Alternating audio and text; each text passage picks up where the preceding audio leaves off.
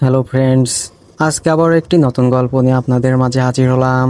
ভুল ত্রুটিগুলো ক্ষমার সুন্দর দৃষ্টিতে দেখবেন। আজকের গল্পটি হলো অবশেষে তোমায় হলো পাওয়া। লেখিকা তামান্না ইসলাম। কথা সকল পর্ব। আমি আপনাকে বিয়ে করতে পারবো না মিস্টার মুয়াজ। আমি নিজের একটা আলাদা পরিচিতি গড়তে চাই, নিজের ক্যারিয়ার গড়তে চাই। আমার পক্ষে সম্ভব নয় এখন কোনো রকমে বিয়ে করা। আর আমার বয়ফ্রেন্ড আছে, তাকে ছাড়া অন্য কাউকে আমি বিয়ে করতে পারবো না। কফির কাপে চুমুক দিতে দিতে সামনের চেয়ারে বসে থাকা রমণীর কথাগুলো মন দিয়ে শুনছে বিশিষ্ট ব্যবসায়ী সাদ ইবনে মুয়াজ। আপনি প্লিজ এই বিষয় এখানেই বন্ধ করে দিন। আমি কিছুতেই আপনাকে বিয়ে করার জন্য প্রস্তুত নয়। এবারও আগের মতোই চুপ করে বসে কফির কাপে চুমুক দিয়ে যাচ্ছে সাদ। এতে যেন সামনে বসে থাকা রমণীর রাগ মাথা চাড়া দিয়ে উঠল। আমি কি বলেছি আপনি কি শুনতে পাচ্ছেন না মিস্টার মুয়াজ? আমার কথার কোনো উত্তর না দিয়ে এমন চুপ করে বসে আছেন কেন? আপনি বিয়েটা ভেঙে দিবেন আশা করি। দাঁতে দাঁত চেপে কথাগুলো বলে চেয়ার থেকে উঠতে চলে যেতে গিয়েও আবার পিছন ফিরে তাকিয়ে ছাদের কথাগুলো রাগে গজগজ করতে করতে শুনে নিল। মিস, আমি আপনাকে বিয়ে করব। আপনি মানে আপনি, সেটা অন্য কেউ না। আর আপনার বলার শেষ কথা কতটা সত্য সেটা যাচাই করে এসেছি মিস।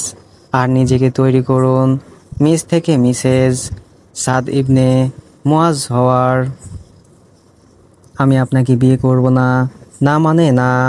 আপনাকে তো আমি। নিজের কথাগুলো শেষ করতে পারল না রমণী, তার আগেই হাতের সেলফোনটি বেজে উঠল। এতে যেন আরো বিরক্তি হয়ে উঠল রমণী। বিরক্ত নেই, ফোন রিসিভ করে কানে ধরতেই মহাবিরক্ত হয়ে গেল সে। আব্বে, তোরে বলেছিলাম না এই বেডার সাথে প্রেম করতে যাস না। এখন হলো তো, সে তো অন্য একজনকে নিয়ে ফুস।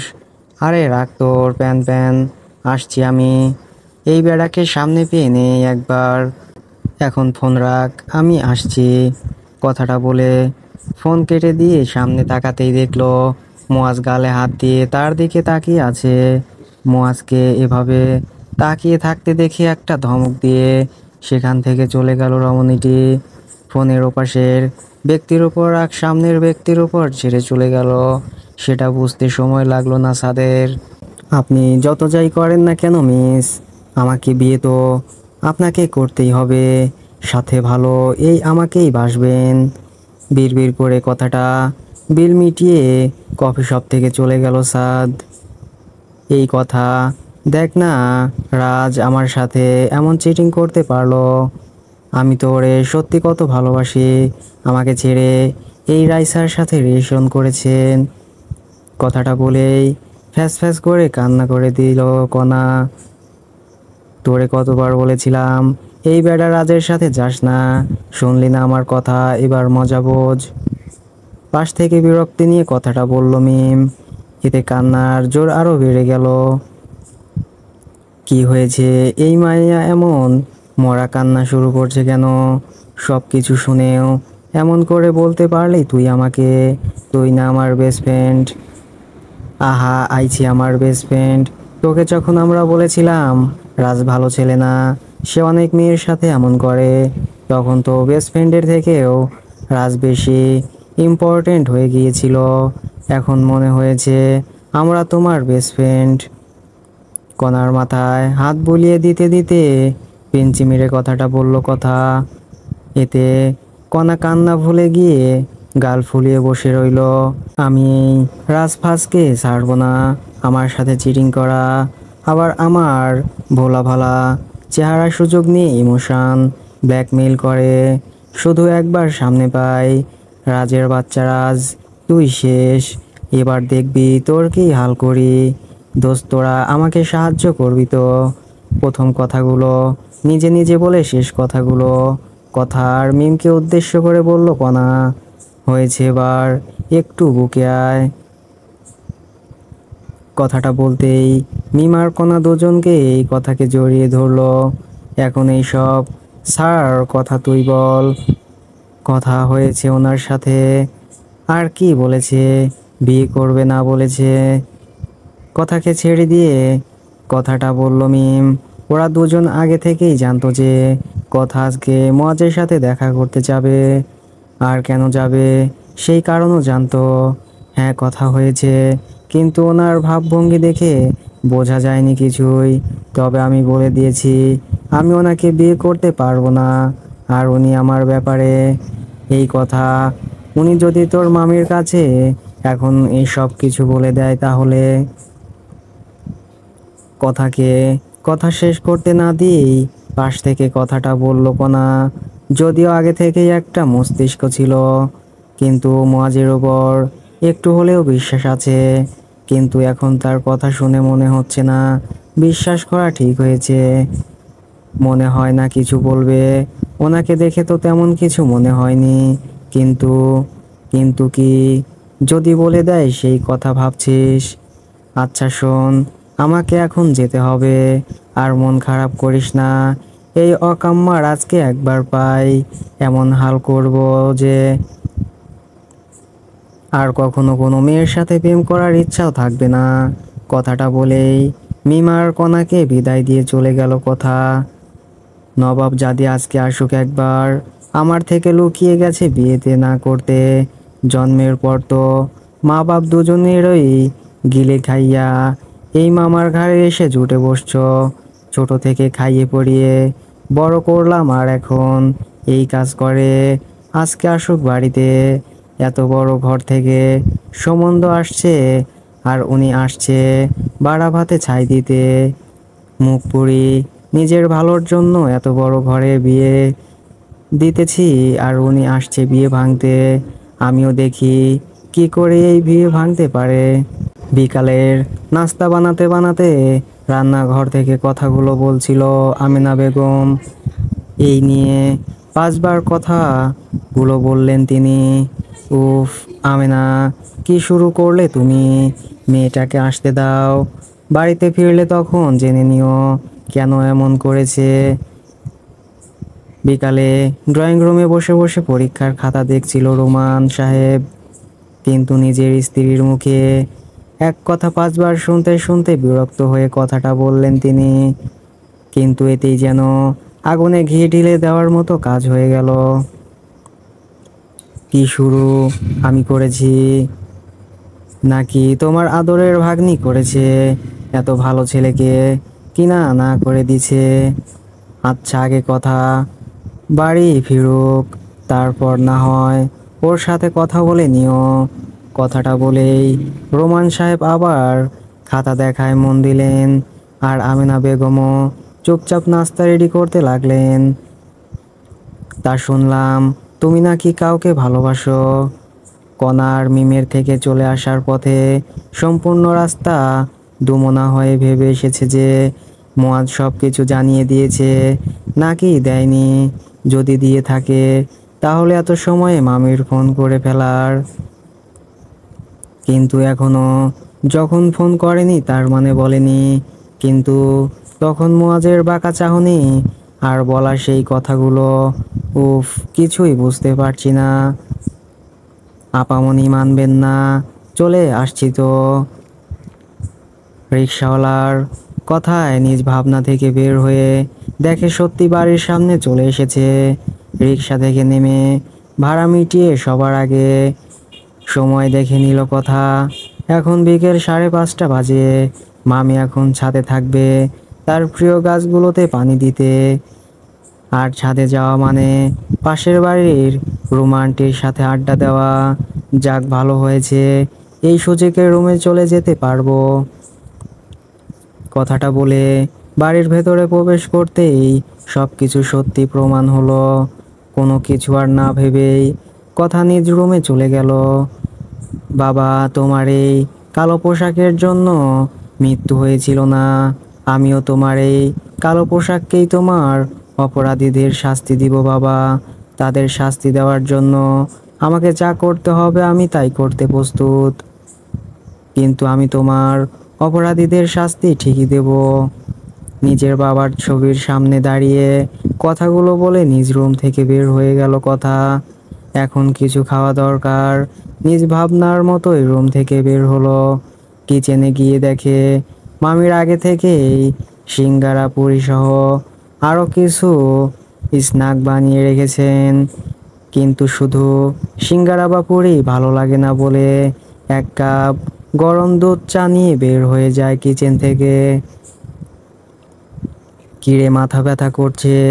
চা খাওয়ার মাঝে পেছন থেকে কেউ কথাটা বলতেই পেছনে তাকিয়ে দেখে রোমান সাহেব বাইরে থেকে ফিরছেন। এমন সময় প্রতিদিন রোমান সাহেব হাঁটতে বের হয়, তাই এখন তাকে দেখে বেশি কিছু ভাবলো না কথা। হ্যাঁ মামু, একটু মাথাটা ধরেছে। মাথাটা কেন ধরেছে জানতে পারি? তা শুনলাম তুমি নাকি কাউকে ভালোবাসো, তার জন্য কি মাথা ব্যথা? রোমান সাহেবকে কথাটা বলে চায়ের কাপে চুমুক দিয়েছে মাত্রই মিসেস আমেনা বেগম কথা বলতে চা নাকে মুখে হয়ে কাশি উঠে যায় কথার।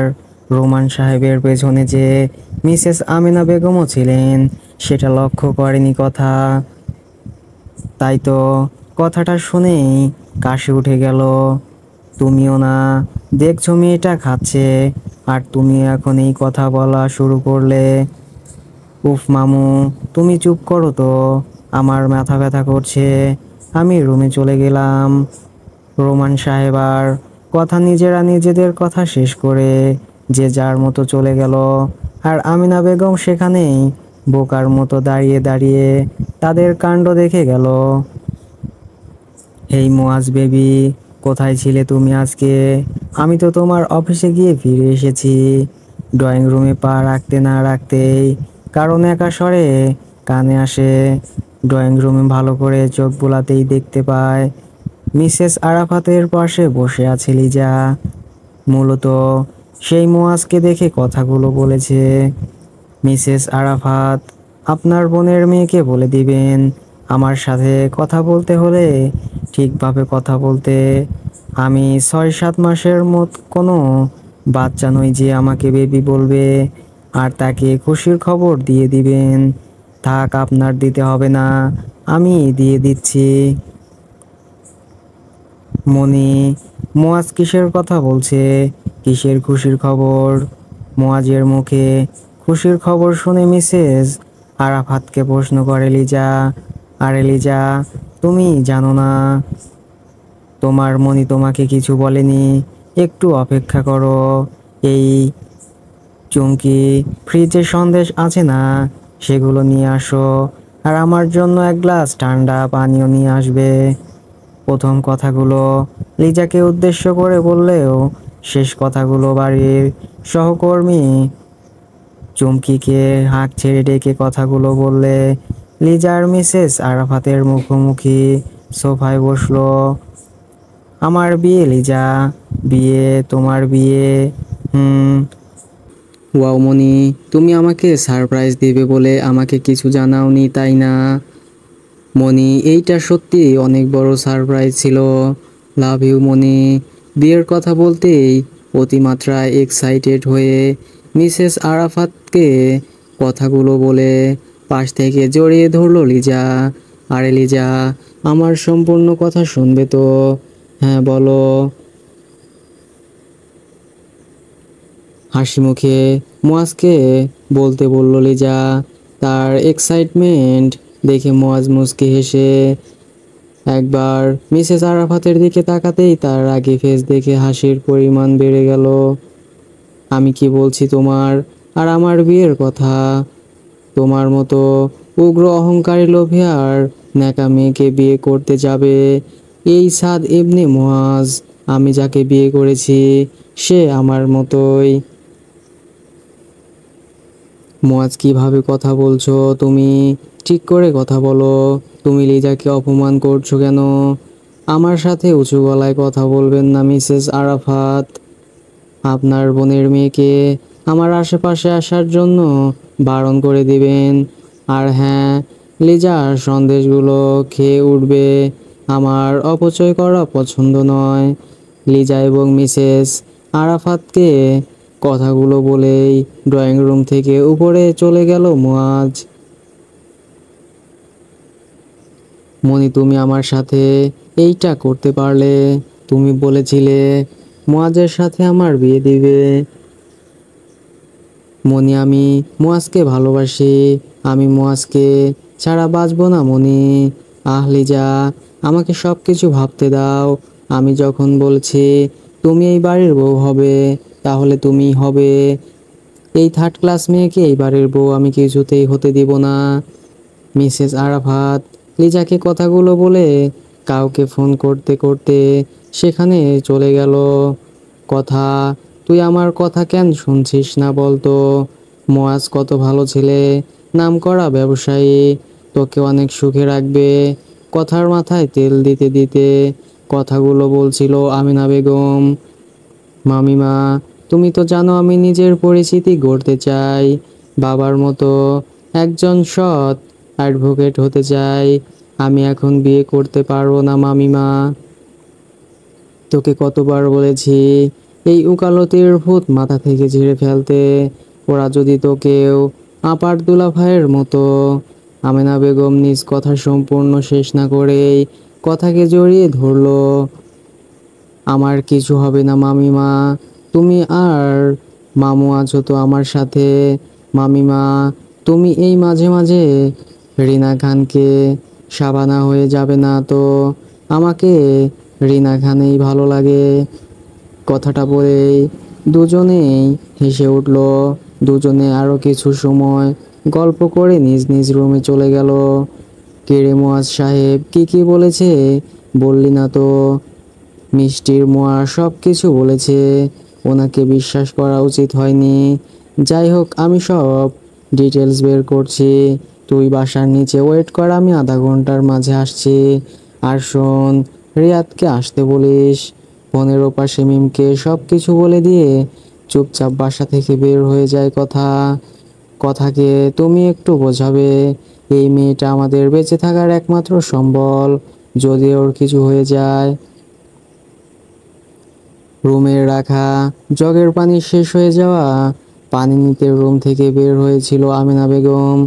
তখনই কথাকে বাসা থেকে বের হতে যেতে দেখে নেয় তিনি। রুমে এসে স্বামীকে কথাগুলো বললেই আঁচলে চোখ মুছে নিলেন। কথা কি আর আমাদের কথা শুনবে? সে তো তার বাবার খুনিদের বিরুদ্ধে প্রমাণ খুঁজতে আছে। রোমান সাহেবের কথার প্রেক্ষিতে আর কিছু বললেন না আমিনা বেগম। চুপচাপ পাশ ফিরে শুয়ে রইলেন। আপনি এখানে? রাত 12টা বাজে 50 মিনিট। মিমের বাসার নিচে অপেক্ষারত কথা এবং রিয়াদ। মিমের এখনো আসার খবর নেই। এই রিয়াদ মিমকে ফোন দে তো, সব সময় দেরি করবে সব কাজেই। বলেছি বাসার নিচে এসে অপেক্ষা করতে, আর এখন আমাকে অপেক্ষা করতে হচ্ছে। মিমের আসতে দেরি দেখে বিরক্ত হয়ে রিয়াদকে কথাগুলো বলছিল কথা। আর ফোন করতে হবে না, আমি চলে এসেছি। আর এই হিডেন ক্যামেরা খুঁজে পাচ্ছিলাম না। ছোট হিডেন ক্যামেরা কুর্তার বোতামে সেট করতে করতে বলল মিম। ঠিক আছে, এবার তাড়াতাড়ি গাড়িতে ওঠ। কথার মিমকে তাড়া দিয়ে রিয়াদ ড্রাইভিং সিটে বসে পড়ল। রাত 1:30। এত রাতে সবাই নিজ নিজ ঘরে। আমার করে ঘুম আসছে। রাস্তায় থাকা কুকুরগুলো ঘুমিয়ে আছে। আকাশে থালার মতো চাঁদ, পাশে মেঘরা ছুটে চলছে। দূরপাল্লার ট্রাক দুই একটা যাচ্ছে রাস্তা দিয়ে। এমনই সময় কেউ একজন একটি একতলা বাড়ির সামনে গাড়ি থামতেই রাস্তায় শুয়ে থাকা কুকুরগুলো উঠে যায়। গাড়ি থেকে নামা ব্যক্তির ছায়ামূর্তি দেখে কুকুরগুলো ঘেউ ঘেউ করতে শুরু করলো। লোকটা একবার কুকুরগুলোর দিকে তাকিয়ে সামনের থাকা বাড়ির দিকে পা বাড়ায়। আপনি এখানে? তাও আবার এত রাতে?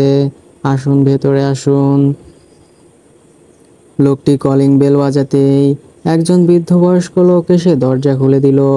বৃদ্ধ লোকটির কথা শুনে মনে হলো দরজার বাইরে দাঁড়িয়ে থাকা লোকটা পরিচিত কেউ, কিন্তু এত রাতে তাকে এখানে আশা করেননি তিনি। তবুও পরিচিত কেউ বলে সৌজন্যর খাতিরে কথাগুলো বললেন। লোকটার আর কিছু না বলে বৃদ্ধ লোকটির আগেই ঘরের ভেতরে প্রবেশ করলো। আর বৃদ্ধ লোকটি একবার বাহিরে উকি দিয়ে চারপাশ ভালো করে দেখে ঘরের দরজা দিয়ে চলে গেল। জি, আপনি এত রাতে আমার বাড়িতে? অনেক ভালো আছো দেখছি। তা তোমার স্ত্রী সন্তান তারা কোথায়? আমার স্ত্রী বাপের বাড়িতে গিয়েছে। আমার বড় শালকের বিয়ের মেয়ের বিয়ে, সেখানে গেছে তারা। আগামীকাল চলে আসবে। ও আচ্ছা, এখান দিয়ে যাচ্ছিলাম, তাই ভাবলাম একটু দেখা করে যাই। লোকটার কথা শুনে বৃদ্ধ লোকটি মুখ হাঁ করে তাকিয়ে রইল। এইটা কোনো সময় কারোর সাথে দেখা করতে আসার? আর এই লোকটি পৃথিবীর সবচেয়ে খারাপ লোকের মাঝে একজন। নিঃস্বার্থে কিছু করেন না তিনি, আর সেই কিনা আজকে আসছে দেখা করতে, তাও আবার এত রাতে।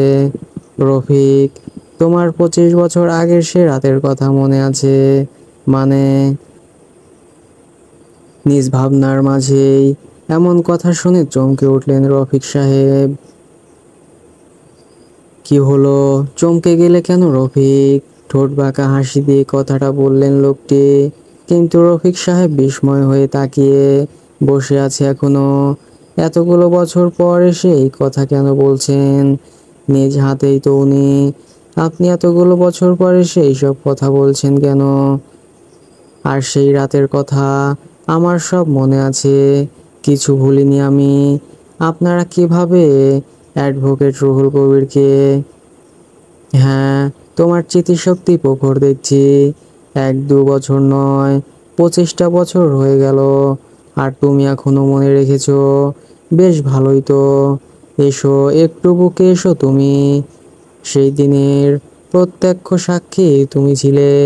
চাইলে সব কিছু বলতে, কিন্তু কথাগুলো বলতে বলতে লোকটা রফিক সাহেবকে জড়িয়ে ধরলেন। আশা করি ওপারে ভালো থাকবে। কানের কাছে মুখ নিয়ে ফিসফিস করে রফিক সাহেবকে কথাগুলো বললেন লোকটি। রিয়াদ, তুই আর মিম পরে আসবি আমার পেছনে, আর ক্যামেরা চালু করে দে। কথার কথা শুনে মিম ও রিয়াদ মাথা নেড়ে সম্মতি দিতেই কথা আগে আগে চলে যায়।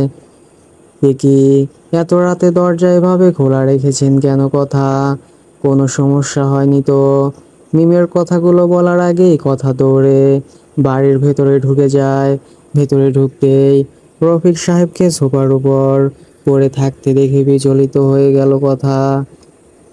উনি এমন হয়ে আছে, আর বাড়ির সবাই কোথায় গিয়েছে?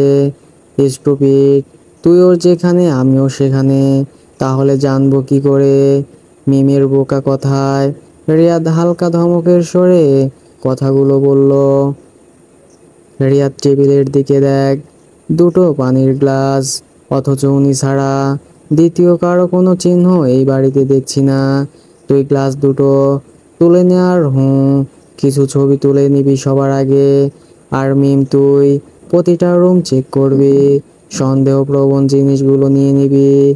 আর হ্যাঁ, কোথাও যেন হাতের ছাপ না পড়ে। আমি দেখছি এই দিকটা। কথার ডিরেকশন মতো মিম ও রিয়াদ নিজ নিজ কাজে লেগে পড়ে। কথা এগিয়ে গিয়ে রফিক সাহেবকে সোজা করে বসিয়ে দিতেই দেখে রফিক সাহেবের মুখ দিয়ে ফেনা জাতীয় সাদা কিছু শিরা বের হচ্ছে। এখন আমি কি করব? কি করে খুঁজে বের করব আমার বাবার খুনিদের? এই একজন ছিল প্রত্যক্ষ সাক্ষী, শেষ আশাও এভাবে শেষ হয়ে যাবে। কথাগুলো বলতে বলতে পায়চারি করে কথাগুলো বলছিল কথা, আর কিছু একটা ভেবে যাচ্ছিল। কথা, আর যাই বল, খুনি কিন্তু আমাদের থেকে এক ধাপ এগিয়ে আছে, আর খুনি আমাদের প্রতিটা পদক্ষেপ আগে থেকেই জেনে যাচ্ছে। এক্স্যাক্টলি, খুনি আমাদের প্রত্যেকটা স্টেপ আগে থেকেই জানে, কিন্তু কি করে?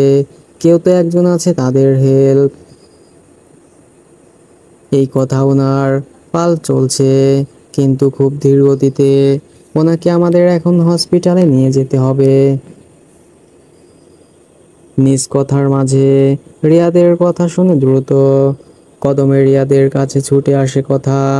তাহলে আর দেরি না করে ইমিডিয়েটলি হসপিটালে নিয়ে যেতে হবে। আর হ্যাঁ, কেউ যেন কিছু জানতে না পারে। উনি যদি জানতে পারে রফিক সাহেব বেঁচে আছে তাহলে আবার খুন করতে আসবে। এই কথা। একটা পুরনো ডায়েরি পেয়েছি আর দুটো দুটো পেন ড্রাইভ পেয়েছি। এই বইয়ের ভেতরে বইয়ের ভেতরের কিছু পৃষ্ঠা কেটে রাখা হয়েছিল, এখান থেকে কিছু পাওয়া যেতে পারে। কথা আর রিয়াদের কথার মাঝে ভেতরের রুম থেকে একটা কালো মলাটের ডায়েরি আর পেন ড্রাইভ সহ বই হাতে নিয়ে কথাগুলো বলল মিম। ওকে, দ্যাটস গ্রেট। এখন সময় নষ্ট না করে ওনাকে নিয়ে তোরা দুজন হসপিটালে চলে যা। আর ওনাকে তোর বাবার হসপিটালে নিয়ে যাবি। আর আঙ্কেলকে বলবি এই বিষয়ে কাউকে কিছু না জানাতে। আমি এই দিকের কাজগুলো শেষ করে আসছি। মিমার রিয়াদকে কথাগুলো বলে দিয়ে তাদের তাড়াতাড়ি গাড়িতে তুলে দিল কথা। মিমার রিয়াদকে পাঠিয়ে দিয়ে কথা কিছু একটা ভাবে আবারও রফিক সাহেবের বাড়িতে যায়। ভাইজান, আপামনি আসছেন। হ্যাঁ, কে এসেছে? রুমে বসে বসে অফিসের কিছু ফাইল দেখছিল মুয়াজ। এমন সময় চুমকি দরজার সামনে এসে কথাগুলো বলতেই ফাইলে নজর রেখে উত্তর করলো মুয়াজ। ওই যে ছবির আপামনি। কথা। চুমকির কথা কানে পৌঁছাতেই তড়িৎ গতিতে চুমকির দিকে তাকিয়ে প্রশ্ন করলো মুয়াজ। চুমকি উত্তরে শুধু মাথা নাড়িয়ে হ্যাঁ বলতেই মুয়াজ ঠোঁটে বাঁকা হাসি দিয়ে উঠে ওয়াশরুমে চলে যায় আর বলে যায় কথাকে তার লাইব্রেরি রুমে যেতে বলতে। আমি আপনাকে বিয়ে করতে রাজি, কিন্তু আমার কিছু শর্ত আছে। এই মিষ্টির মোয়া এখনো আসছে না কেন? আমার এখনো কত কাজ বাকি। প্রায় আধা ঘন্টা ধরে লাইব্রেরি রুমে বসে আছে কথা, কিন্তু মুয়াজের কোনো দেখা নেই।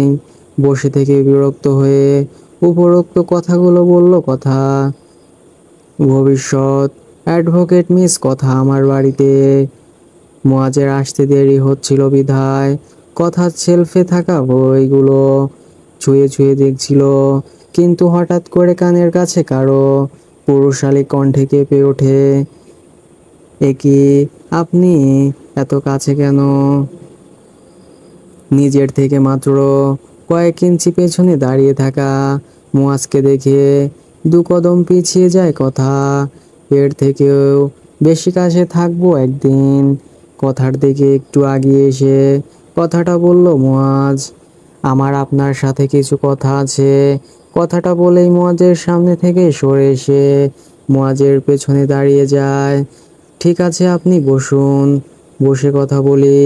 কথাটা বলে মুয়াজ রুমে থাকা চেয়ার টেবিলের দিকে ইশারা করে। মিস্টার মুয়াজ, আপনার প্রপোজালে আমি রাজি। আমি ঠিক বুঝতে পারিনি আপনি কিসের কথা বলছেন। মুয়াজের এমন গা ছাড়া কথা শুনে বিরক্তিতে মুখ বাঁকায় কথা। আমি আপনাকে বিয়ে করতে রাজি আছি, কিন্তু আমার কিছু শর্ত আছে। যদি রাজি থাকেন তাহলে আমি আপনাকে বিয়ে করতে রাজি। কথার শর্তের কথা শুনে হালকা গাল চুলকে হাসলো। শর্ত দিয়ে বিয়ে করতে বলছেন, তাও আবার সাদ ইবনে মুয়াজকে। কথাটা বলেই অট্টহাসিতে ফেটে পড়লো মুয়াজ। মুয়াজকে এমন করে হাসতে দেখে কপাল কুঁচকে তাকিয়ে রইল কথা। আপনি এমন করে হাসছেন কেন? কপালে ভাঁজ করে মুয়াজকে। তো হাসবো না, কি করব বলেন? আপনি জানেনই মুয়াজ চাইলে মেয়ের লাইন লেগে যাবে, আর আপনি আসছেন শর্ত দিয়ে বিয়ে করতে। হাসতে হাসতে কথাকে উদ্দেশ্য করে কথাগুলো বলল মুয়াজ। সবাই আপনার পেছনে লাইন দিলেও আপনি কিন্তু আমার পেছনে পড়ে আছেন। আর আমি আপনাকে বিয়ের প্রপোজাল আগে দেইনি, বরং আপনি আগে দিয়েছেন মিস্টার মুয়াজ। বেশ ভাবের সাথে মুয়াজকে কথাগুলো বলল কথা। এতে যেন মুয়াজের কিছু যায় আসে না। যাকে ভালোবাসি তাকে পেতে হলে যদি পেছনে পড়ে থাকতে হয় তাহলে আমি তাই করব। তা আপনার কি শর্ত শুনি? মুয়াজের কথাগুলো শেষ হতেই কথা সাইড ব্যাগ থেকে একটা কাগজ বের করে মুয়াজের সামনে ধরে, বা লিখে নিয়ে এসেছেন দেখছি, ভেরি গুড কথা। ব্যঙ্গ করে কথাগুলো বলল মুয়াজ। এদিকে মুয়াজের এমন কাটার মতো কয়েকটা কথা শরীরে বিচ্ছে কথার। এখানে থাকার শর্তে রাজি থাকলে সাইন করে দিবেন, আর সিদ্ধান্ত যেন আবার ফেরাবে না আসে কথাটা বলে আর এক মুহূর্ত দেরি না করে লাইব্রেরি থেকে বের হয়ে আসে কথা। আজ 2 দিন ধরে আইসিইউতে রাখা হয়েছে রফিক সাহেবকে। হসপিটালে নিয়ে আসার পর জানা যায় যে রফিক সাহেবের শরীরে এক ধরনের বিষ প্রয়োগ করা হয়, যেটা ধারা উনি মারা না গেলেও অর্ধমৃত্যু, মানে 90% চান্স কমায় চলে যাওয়ার। এই 2 দিন কথার বাকি টিম সবাই মিলে এভিডেন্স খুঁজে চলছিল, আর সেই 2 পেন ড্রাইভ থেকে খুন করার দৃশ্য দেখা পেলেও রাতের অন্ধকারে তাদের মুখ দেখা যায়নি। আঙ্কেল আসবো। নিজ কেবিনে বসে বসে রিপোর্ট দেখছিলেন মিস্টার নিষাদ। এমন সময় কেবিনের দরজার কাছে এসে উক্ত কথাগুলো বলতেই সেদিকে তাকিয়ে অমায়িক হাসলেন তিনি। আরে তোমরা এসো এসো, আমি তোমাদের জন্য অপেক্ষা করছিলাম। মিস্টার নিষাদ ভেতরে প্রবেশ করতে বলতেই কথার রিয়াদ ভেতরে প্রবেশ করে। আঙ্কেল, পেশেন্টের কি খবর? কথা চেয়ারে বসেই নিষাদ সাহেবকে প্রশ্ন করলো। আমি বসে বসে সেই রিপোর্টসগুলোই দেখছিলাম, আর তোমরাও চলে আসছো। নিষাদ সাহেবের কথা শুনে কথা তার দিকে জিজ্ঞাসু দৃষ্টিতে তাকিয়ে রইল। রফিক সাহেবের শরীরে টেট্রোড্রক্সিন নামক একটি মারাত্মক বিষ রয়েছে। এটা মূলত ফুগুর লিভারে রয়েছে। টেট্রোড্রক্সিন নামক একটি মারাত্মক বিষ। এই বিষ শরীরের সোডিয়ামের পরিমাণ কমিয়ে দেয় ও পেশিগুলোকে অকেজো করে দেয়। এই বিষের জেরে মানুষের প্রথম শ্বাসকষ্ট হতে শুরু করে, তারপর পরই মৃত্যুর কোলে ঢলে পড়ে। ওনার সেন্স ফিরে আসলে ওনার বডি অকেজো হয়ে যাবে, আর যদি সেন্স না আসে তাহলে কোমায় চলে যাবে। খুব মনোযোগ সহকারে ডাক্তার নিষাদের কথাগুলো শুনলো কথা। আঙ্কেল, আপনি ওনার ট্রিটমেন্ট করতে থাকুন, আর যে কোনো পরিস্থিতিতে আমাকে ইনফর্ম করবেন। আর আঙ্কেল, একটু সাবধানতা অবলম্বন করবেন। আমার যতটুকু ধারণা যে বা যারা খুন করতে চেয়েছিল তারা এখন জেনে গেছে উনি এখনো বেঁচে আছে, তাই ওনাকে খুঁজে বের করে আবারও মেরে ফেলা হবে। আর এবার খুনি কোনো কাঁচা কাজ করবে বলে মনে হয় না, তাই একটু সাবধানতা অবলম্বন করবেন। তুমি চিন্তা করো না কথা, ওনার বিষয়ে কেউ কিছু জানে না, আর আমিও সাবধানতার সাথেই চলবো। তোমরা নিজেদের দিকে লক্ষ্য রাখো, আর এই দিকটা আমি সামলে নিব। ডাক্তার নিষাদের কথা শেষ হতেই কথার রিয়াদ কেবিন থেকে বের হয়ে চলে যায় হসপিটাল। আরও কিছু কাজ করে বাসায় আসতেই বাসার পরিবেশ দেখে রীতিমতো আকাশ থেকে পড়লো। ড্রয়িং রুম জুড়ে এত মানুষ, এদের কাউকে আগে দেখেছে বলেও মনে হচ্ছে না। অপরদিকে আমিনা বেগম ছুটে চলেছে অতিথি সেবা করতে। দরজার সামনে থেকে ভেতরে যেতেই সেই দিনের মেয়েটিকে দেখে চমকে উঠল। এই মেয়ে তো মিষ্টি, মোয়ার বাড়ি সেই মেয়েটি। এই মেয়ে এখানে কি করছে? এই তো আপামনি চলে আসছে, ফুপু ম্যাডাম। কথাকে দেখে কথাটা বলল চুমকি। চুমকির কথা শুনে ড্রয়িং রুমে বসে থাকা সবাই কথার দিকে তাকায়। সবাইকে একসাথে তাকাতে দেখতেই কথা বোকা বোকা হাসি দিয়ে সেখানে দাঁড়িয়ে সবাইকে দেখতে লাগলো। একই কথা, তুই এখনো এখানে দাঁড়িয়ে আছিস কেন? যা ভেতরে যা। কথাকে একই জায়গায় দাঁড়িয়ে থাকতে দেখে কথাকে রুমে পাঠিয়ে দেয় আমেনা বেগম। মেয়েটাকে তো চিনলাম, কিন্তু বাকি সবাই এরা কে? এদের তো সেই দিন কাউকেই দেখলাম না মুয়াজের বাড়িতে। এরা কি ছিল না রুমের মধ্যে পায়চারি করতে করতে কথাগুলো বলছিল কথা? আগের দিনে যখন মুয়াজের বাড়িতে যায় তখন এদের কাউকে দেখতে পায়নি সে, যার জন্য সবাইকে দেখে চিনতে পারছে না। কি, তুই এখানে দাঁড়িয়ে আছিস? রেডি হয়ে নে। আমি আলমারি থেকে আবার একটা শাড়ি বের করে রেখেছি, পরে রেডি হয়ে নিচে আয়।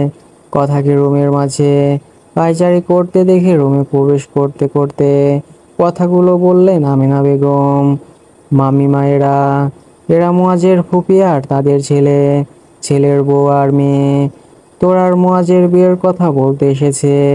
দেখতে দেখতে তুই কত বড় হয়ে গেলি কথা।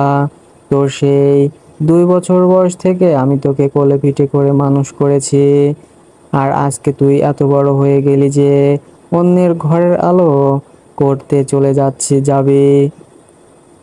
কথার মাথায় হাত বুলিয়ে দিতে দিতে কথাগুলো বলছিল আমিনা বেগম। আমিনা বেগমের কথা শুনে কথার আর কিছু বুঝতে বাকি নেই। কিন্তু মুয়াজ, মুয়াজ কোথায়? সে কি তাহলে সব শর্ত মেনে নিয়েছে? তুই রেডি হয়ে, আমি যাচ্ছি।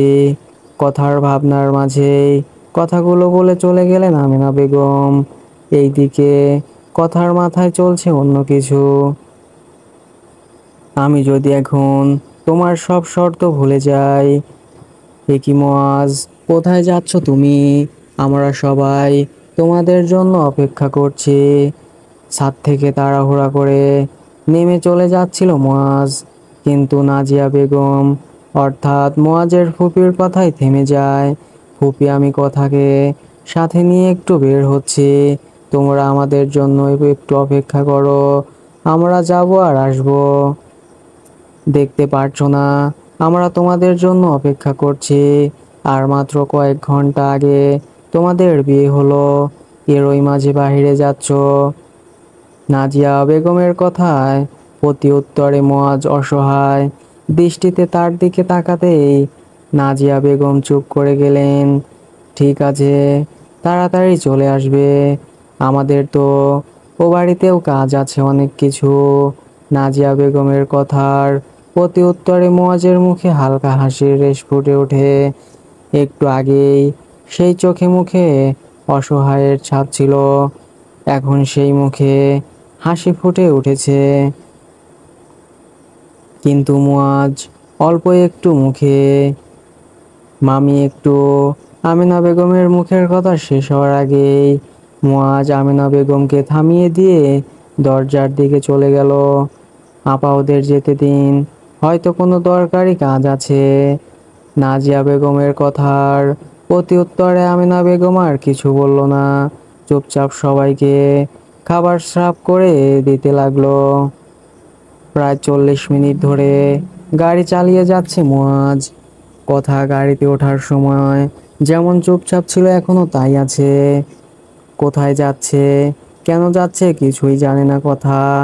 কয়েকবার মুয়াজকে জিজ্ঞেস করতে গিয়েও করছে না, কিন্তু এবার আর চুপ করে বসে থাকতে পারলো না, মুখ ফুটে জিজ্ঞেস করেই নিল। সেই কখন থেকে গাড়ি চালিয়ে যাচ্ছেন, কিন্তু আমরা কোথায় যাচ্ছি সেটা এখনো পর্যন্ত বললেন না। এবার বলুন, আমরা কোথায় যাচ্ছি আর কেন যাচ্ছি? কথার প্রশ্নের প্রেক্ষিতে মুয়াজ ড্রাইভ করতে করতে এক পলক কথার দিকে তাকিয়ে আবারও গাড়ি চালানোতে মন দিল। এত বিরক্তির শেষে পৌঁছে গেল কথা। সমস্যা কি? আমি কিছু প্রশ্ন করেছি, উত্তর দিচ্ছেন না কেন? প্রয়োজন মনে করছি না। And don't talk to me right now. ছবি কোয়াইট। কথার উত্তরে দাঁতে দাঁত চেপে কথাগুলো বলে দিল মুয়াজ। এইদিকে মুয়াজের এমন কথা শুনে বসে বসে আগে ফুঁসতে লাগলো কথা। আমাকে চোখ রাঙানো, এই কথাকে চোখ রাঙিয়ে কথা বলা, এর প্রতিশোধ যদি আমি না নিয়েছি তো আমার নাম কথা নয়, শয়তান, ইঁদুর, হাতি, বানর একটা। মনে মনে আরো কিছু গালি দিয়ে চুপ চুপ বাইরে তাকিয়ে প্রকৃতি দেখতে লাগলো। আরো 30 মিনিট পর নির্দিষ্ট জায়গায় গাড়ি থামিয়ে দেয় মুয়াজ। পাশের ছিটের দিকে লক্ষ্য করতেই দেখে কথা ছিটে হেলান দিয়ে ঘুমিয়ে গেছে। দুপুরের শেষ সময়, রোদের তেজ কমে আসছে, তবে তার আলোক রোশনি ছাড়িয়ে আছে চারপাশ ঘিরে। গাড়ির কাচ ভেদ করে রোদের আলোক রোশনি এসে কোথার মুখের একপাশে লাগছে, যদিও মুখের উপর ঘন কালো কেশগুলো ছড়িয়ে ছিটিয়ে আছে, আর সেই এলো কেশের উপর রোদের রোশনি পড়ায় চুলগুলো চিকচিক করছে। মুগ্ধ চোখে শুধু সেই আভাগুলো দেখছে মুয়াজ, যেই মুয়াজ মেয়েদের প্রতি আগ্রহ কম প্রকাশ করত। আর সেই মুয়াজ কারো মাথায় মুখ আছড়ে পড়ছে। 2 বছর ধরে মায়ায় আটকে আসছে সে। কোনো এক বসন্তে মাতাল হাওয়ার মতো করে এই হৃদয়ে তোমার ছোঁয়াকে করে দিয়েছিল এক পাগল পথ প্রেমিক। দাঁড়ে দাঁড়ে তোমার দুয়ারে কড়া নেড়েছে এই আমি গো। পাইনি তোমার দেখা, মেলেনি তোমার সেই মাতাল করা ছোঁয়া, তাই তো পাগল হয়ে ঘুরেছি আমি তোমার পথদ্বারে। ও শ্যাম বালিকা, তুমি কি শুনতে পাওয়া? এই হৃদয়ে তোমায় নিয়ে গড়ে ওঠা প্রতিটা হৃদস্পন্দন, এই হৃদয় যে তোমার ভালোবাসার জন্য ব্যাকুল। কথার দিকে ঘোর লাগা দৃষ্টিতে তাকিয়ে থাকে। বিড়বিড় করে কথাগুলো বলল মুয়াজ। এরই মাঝে কথা হালকা নড়ে চড়ে উঠতে দেখে মুয়াজ সোজা হয়ে উঠে গিয়েছেন। নামও চলে এসেছি আমরা, নাকি কাঁথা বালিশের ব্যবস্থা করে দিব? কথাকে উঠে বসতে দেখেই টিপকিনি সুরে উপরোক্তিগুলো বলল মুয়াজ। মুয়াজের কথার কাছে বিষের মতো ঠেকলো। সব দোষ আপনি করে কি এখন আমাকে কথা শোনাচ্ছেন? আপনাকে কে বলেছিল আজকে এভাবে আসতে? আপনি না আসলে আমি একটু শান্তি মতো নিজের কাজের সাথে ঘুমিয়ে নিতে পারতাম। মুয়াজকে কথাগুলো বলতে বলতে গাড়ি থেকে নেমে পড়ে কথা। 2 বছর ধরে আমাকে ঘুম আসতে না দিয়ে আপনি শান্তি মতো ঘুম এসেছেন, এবার আমি ঘুম আসবো আপনার চোখের ঘুম হারাম করে? মনে মনে কথাগুলো বলে নিজেও গাড়ি থেকে নেমে গেল মুয়াজ। আমরা এখানে কেন? বাড়িতে যাব না? গাড়ি থেকে নেমে কথা কিছু সময়ের জন্য অবাক হয়ে যায়। মুয়াজ এমন একটা জায়গায় নিয়ে আসবে তা ভাবনারও অতীত ছিল না। কথা নিজ স্থান থেকে সরে এসে চারপাশ ইট দিয়ে বাঁধায় করা একটা পারিবারিক কবরস্থানের সামনে আসে। কবরস্থানের সাইডে বড় করে লেখা আছে চৌধুরী পরিবার কবরস্থান। যাব, তবে এখানে আসা বেশি ইম্পর্টেন্ট ছিল। তোমাকে ধন্যবাদ।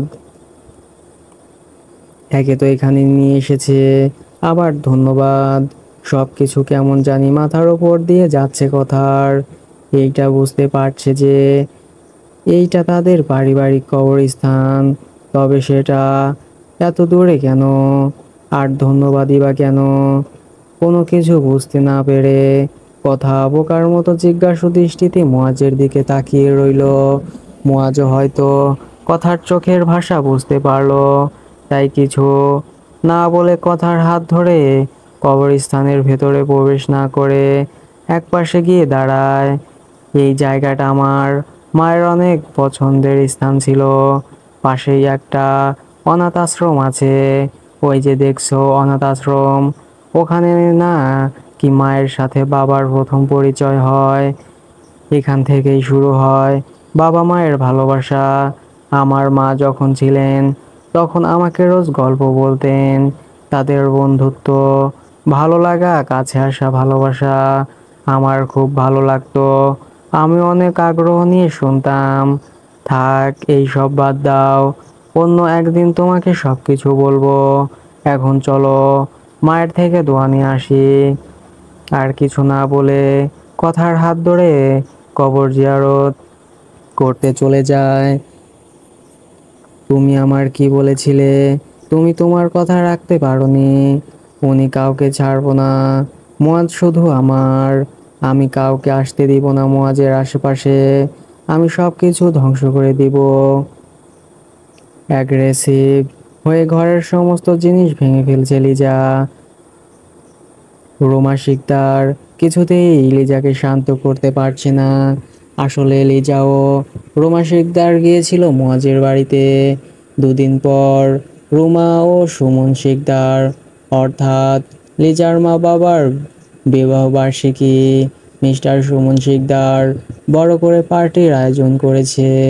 সেই সুবাদে মুয়াজদের বাড়িতে ইনভাইট করতে এসেছিলেন লিজা ও রোমা শিকদার। কিন্তু বাড়িতে আসতেই ড্রয়িং রুমে কথাকে বউ সাজে মুয়াজের পাশে বসে থাকতে দেখে কিছু বলতে বুঝতে বাকি রাখেনি লিজা। সেখান থেকে কোনো মতে লিজাকে নিয়ে বাড়িতে ফিরে রোমা শিকদার। আর তারপর থেকেই শুরু হয়েছে পাগলামি। লিজা হঠাৎ করে নিজ বাবার কণ্ঠস্বর কর্ণগোচর হতেই দরজার দিকে তাকায় লিজা। নিজ বাবাকে দেখে আরো আহ্লাদে হয়ে পড়ে লিজা। বাবা মুয়াজ, আমি সব কিছু জানি প্রিন্সেস, আমি সব শুনেছি। বাবাকে দেখেই জড়িয়ে ধরে কান্না করতে করতে কথাগুলো বলতে যাচ্ছিল লিজা। সুমন শিকদার লিজার মাথায় হাত বুলিয়ে শান্ত করতে করতে কথাগুলো বলল। সুমন শিকদার, তুমি এখানে হাঁ করে দাঁড়িয়ে আছো কেন? যাও পানি নিয়ে আসো। আজকে তোমার বোনের জন্য আমার প্রিন্সেসের চোখে পানি, আর উনি এখানে দাঁড়িয়ে নাটক দেখছে। যাও এখান থেকে। এক প্রকার ধমক দিয়ে রোমা শিকদারকে কথাগুলো বললেন সুমন শিকদার। সুমন শিকদারের রাগ সম্পর্কে জানেন রোমা শিকদার, সাথে এইটাও জানে যে মেয়ে বলতে অন্ধ। আর সুমন শিকদার রাগের মাথায় গায়ে হাত তুলতেও পিছু পা হন না। তাই আর কিছু না বলে রোমা শিকদার রুম থেকে বের হয়ে যায় পানি আনতে। এইটা দেখো তো আমার প্রিন্সেস। রোমা শিকদার চলে যেতেই সুমন শিকদার লিয়ার সামনে ফোন কিছু একটা দেখাতেই ঠোঁটে হাসি ফুটিয়ে তোলে। এবার তুমি কি করবে মুয়াজ? আমি দেখবো আমাকে বিয়ে না করে কিভাবে তোমার কফি হাউস বাঁচাবে। আমিও দেখব। ধরণীর বুকে অন্ধকার নেমে এসেছে। পাখিরাও নিজ গৃহে ফিরে গেছে আরও ঘন্টাখানেক আগে। সন্ধ্যা হতেই সোডিয়ামের আলো জ্বলে ওঠে রাস্তায় থাকা ল্যাম্পপোস্টে। কথাকে নিয়ে বাড়ি যাচ্ছে মুয়াজ। কবর জিয়ারত করার পর মুয়াজ কথাকে নিয়ে সেই আশ্রমে যায় যেখান থেকে তার বাবা মার প্রণয়ন শুরু হয়েছিল। এরই মাঝে মুয়াজের ফুফি ফোন করায় তাদের জানিয়ে দেওয়া হয় মুয়াজ কথার বাড়িতে ফিরতে দেরি হবে।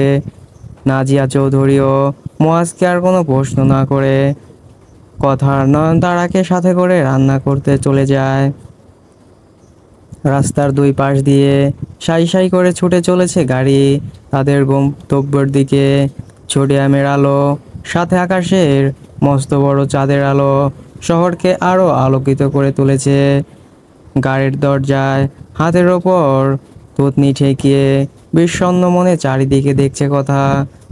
আর কথার এমন বিষণ্ণ হয়ে বসে থাকাকে আর চোখে কয়েকবার লক্ষ্য করেছে মুয়াজ।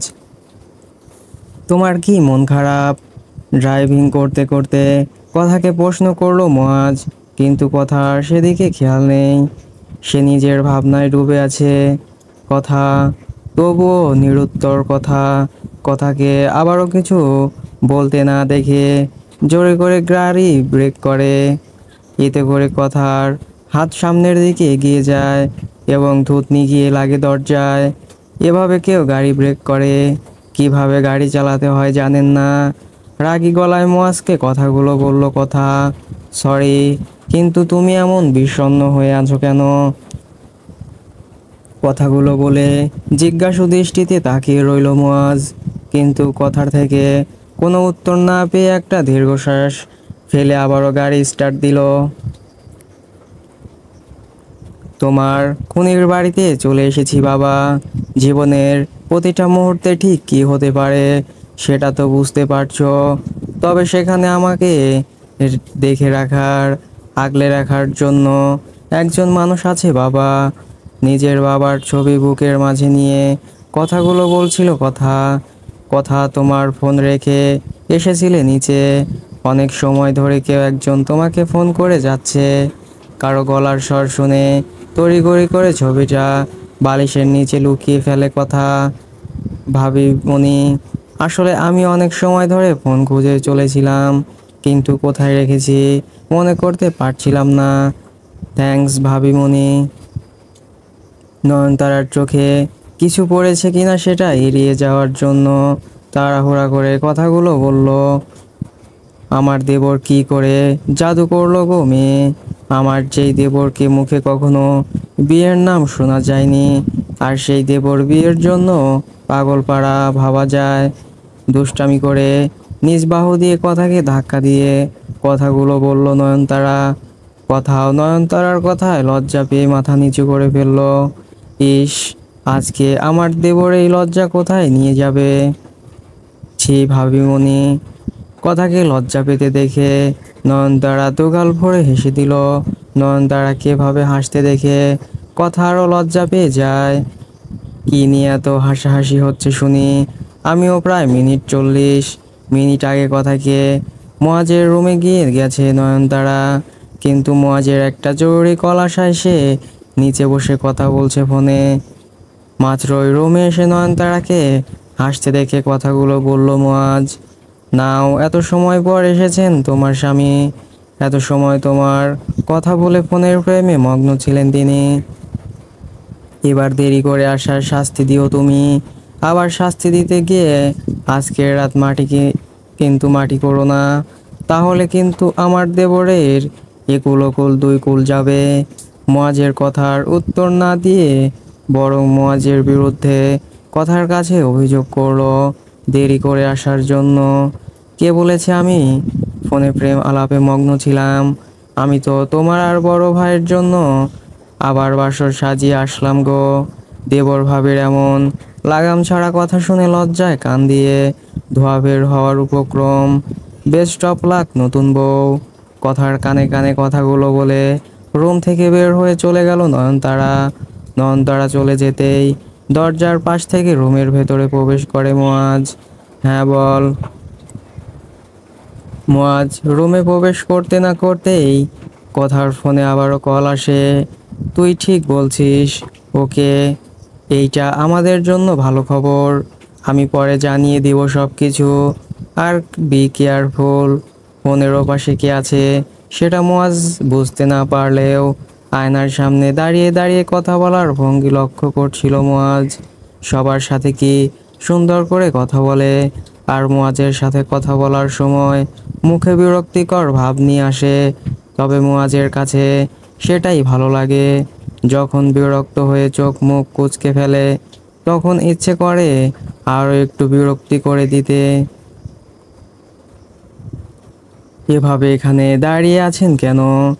সরেন আয়নার সামনে থেকে। কথার চিন্তার এমনই মগ্ন ছিল যে কথা কখন মুয়াজের পাশে এসে দাঁড়িয়েছে খেয়াল করেনি। কথা বলুন শুনছি। সামনে তাকিয়ে দেখুন তো আয়নায় কত সুন্দর প্রতিচ্ছবি দেখা যাচ্ছে। কানের দুল দুল ছিল কথা, কিন্তু মুয়াজের কথা শুনে হাত থেকে থেমে যায়। একবার আয়নার দিকে তাকিয়ে আবারও কানের কাছের দুল খুলতে মনোনিবেশ করলো সে। কোথায় সুন্দর, আমি তো আয়নায়। কথাটা সম্পূর্ণ করার আগেই কথা আরেকবার আয়নার দিকে তাকায়। বার কয়েক চোখের পলক ফেলে আবারও একই জিনিস দেখে। এবার পেছনে ঘুরে দাঁড়ায়। না, এইটা তো সত্যি, কিন্তু এইটা কবে কখন তোলা হয়েছে? কথাকে এক ধ্যানে পেছনে টানিয়ে রাখা ছবির দিকে তাকিয়ে থাকতে দেখে মুচকি হেসে ওয়াশরুমের দিকে চলে যায় মুয়াজ। আমি এত সময় নিজের কাছে মগ্ন থাকায় রুমটা ঠিক করে খেয়ালই করিনি। আমি এই বুদ্ধি নিয়ে কি করে সব কিছু করব? হে আল্লাহ! সম্পূর্ণ রুমে নজর বুলিয়ে দেখে নিয়ে বিড়বিড় করে কথাগুলো বলল। এখনো চিন্তায় বসে আছেন? ফ্রেশ হয়ে অজু করে আসেন, নামাজ পড়তে হবে। শর্ত দিয়ে বিয়ে হলেও বিয়ে তো বিয়েই হয়। আশা করি আপনি এইটা বিশ্বাস করেন যে আল্লাহ নিজের সম্পর্ক গড়ে তোলেন, কার সাথে কার জীবন যুক্ত করেছে বা কখন কিভাবে কি হবে সেই সব একমাত্র তিনিই নির্ধারণ করে রেখেছেন। তাই আপনিও এই শর্তযুক্ত বিয়েকেও সম্মান করবেন। ওয়াশরুম থেকে বের হয়ে কথাকে রিভাইনের ওপর বসে থাকতে দেখে কথাকে উদ্দেশ্য করে কথাগুলো বলল মুয়াজ। যদিও মুয়াজ শুধুমাত্র কথাকে নিজের করে পাওয়ার জন্য আর কিছু সত্যির জন্য শর্তের বিয়েতে রাজি হয়েছে, তবে সে মত থেকেই বিয়েকে মেনে নিয়েছে। মুয়াজের কথা শুনে কথাও বিনা বাক্যে ওয়াশরুমে চলে যায়। কি হয়েছে, এমন করে বসে আছেন কেন? মুয়াজকে মুখ গুমড়ো করে বসে থাকতে দেখে মুয়াজকে প্রশ্ন করলো কথা। বুঝতে পারছেন না আমার কি হয়েছে? মুয়াজের প্রশ্নের জবাবে মাথা নেড়ে না জানায় কথা এবার মুখের ভাষা অসহায় ভাব নিয়ে এসে বলে, ভাবিমণি তখন কি বলে গেছে মনে নেই। আজকে সত্যি আমার একুল ওকুল দুই কুল গেল। মুয়াজের কথাগুলো শুনে চোখ বড় বড় করে তার দিকে তাকিয়ে থেকে কোমর থেকে সেই বিয়ের শর্তের কাগজ বের করে কথাকে পেপারগুলো বের করতে দেখে মুয়াজের মুখ ছোট বাচ্চাদের মতো করে বসে রইল কিছু সময়। আমার একটা কথা রাখবেন কথা? হঠাৎ করে কথার অনুরোধ ঘেরা কণ্ঠ শুনে তড়িৎ গতিতে কথার দিকে তাকায় মুয়াজ। বলো। মুয়াজের কথা শুনে কিছু সময় চুপ করে থাকে। ব্যালকনিতে বসে চন্দ্রবিলাস করবেন আমার সাথে? কথাকে মুয়াজের কর্ণগোচর হতেই কথাকে কোলে তুলে নিয়ে ব্যালকনিতে চলে যায়। আপনার বিরুদ্ধে অ্যারেস্ট ওয়ারেন্ট আছে মিস্টার মুয়াজ, আপনাকে আমার সাথে যেতে হবে। নতুন দিনের এক নতুন সকাল, নতুন করে সব শুরু করার একটা সময়। শালিক পাখির ডাক এবং সকালের মিষ্টি রোদার গরম ধোয়া ওঠা এক কাপ চা দিয়ে সকালের শুভ আরম্ভ সবাই পছন্দ করে।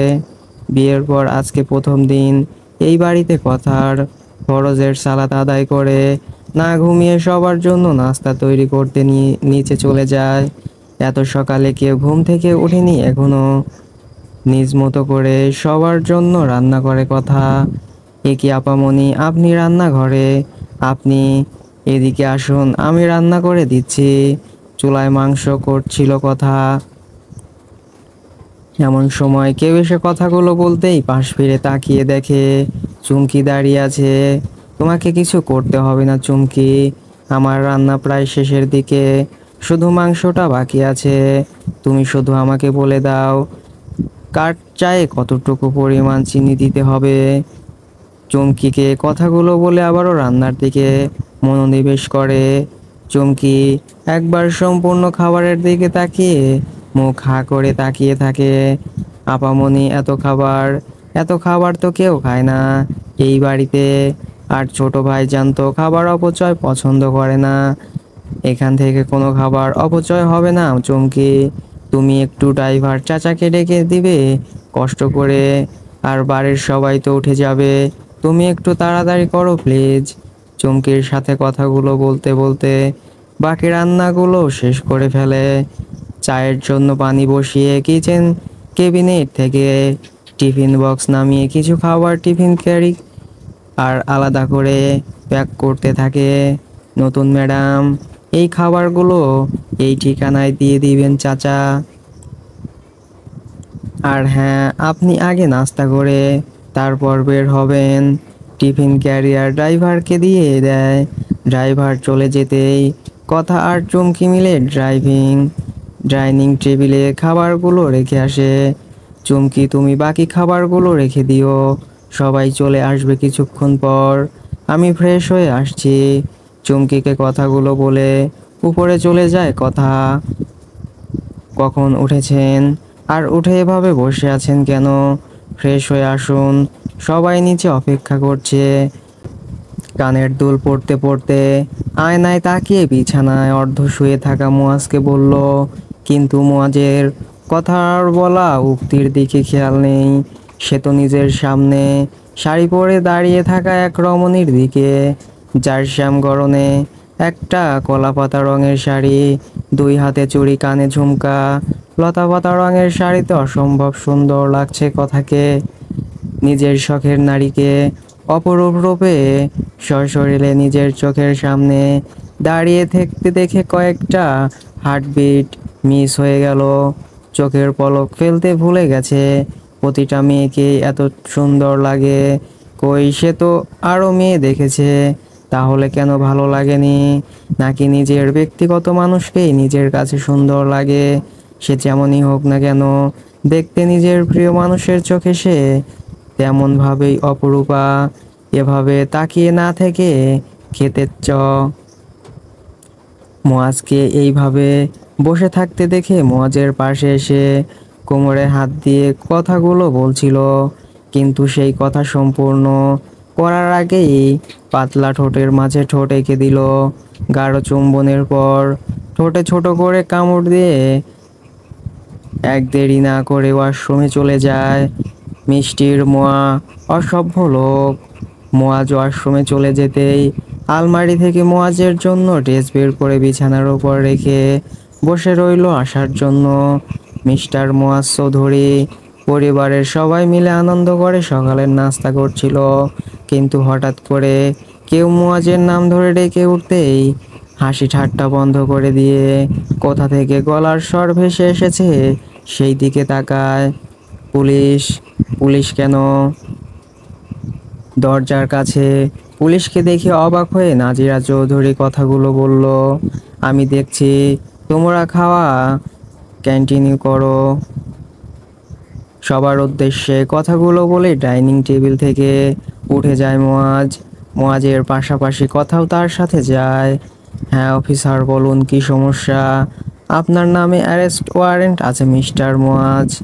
You are under arrest. What? Police অফিসারের কথা শুনে অবিশ্বাস্যভাবে দাঁড়িয়ে রইল মুয়াজ। এদিকে খাবার টেবিল থেকে সবাই চলে আসে। আমি কি জানতে পারি আমার হাজবেন্ডের বিরুদ্ধে কিসের মামলা দায়ের করা হয়েছে, আর কে করেছে? শক্ত কণ্ঠে সামনে দাঁড়িয়ে থাকা পুলিশ অফিসারকে প্রশ্ন করলো কথা।